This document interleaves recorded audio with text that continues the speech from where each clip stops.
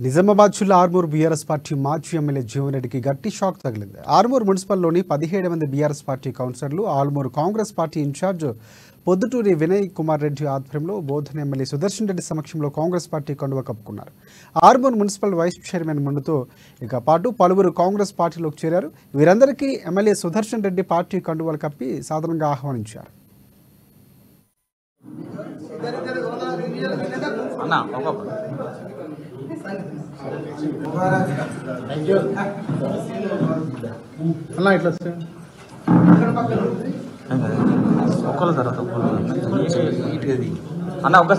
కలిసి ఏదైతే ఎలక్షన్ లో ప్రజల కొరకు పని చేయడానికి ఎన్నుకున్నామో ఆ పనులు గుర్తించుకుంటూ దశల వారీగా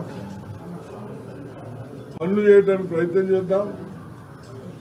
ఎందుకంటే ఈ పుణ్యాత్ముడు చేసిన భాగ్యులకు 7 లక్షల కోట్లకు అద్దెలకు సరిపోయేటట్టున్నాం. అదేవిధంగా రైతు బంధు కూడా ఇస్తా ఉన్నాం.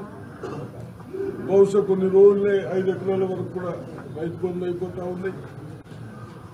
రేపు మీటింగ్ లో గ్యాస్ సిలిండర్ కానీ పవర్ కానీ డిక్లేర్ చేస్తా ఉన్నారు. ఇట్లా 4 అయిపోతాయి. ఈ విధంగా దశల వారీగా ఒకటి చేసుకుంటూ వస్తా ఉన్నాం. వాడు దద్దమ్మ కేటీఆర్ అని మాట్లాడతాను. బుద్ధులు లేక ఎక్కడ భూములు ఉన్నా కబ్జాలు చేసుకుంటూ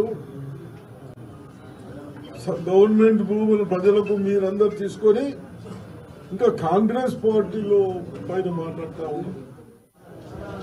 ఆర్మూర్ మున్సిపల్ కౌన్సిలర్లు 17 మంది కౌన్సిలర్లు టీఆర్ఎస్ పార్టీని వదిలి కాంగ్రెస్ పార్టీలో చేరడం జరిగింది.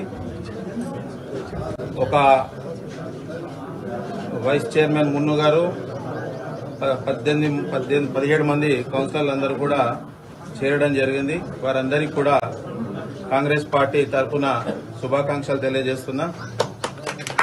సుదర్శన్ రెడ్డి గారు, మా గురువు గారు అయిన సుదర్శన్ రెడ్డి గారు బోధనలో, మరియు డిసిసి అధ్యక్షులు మానాల మోహన్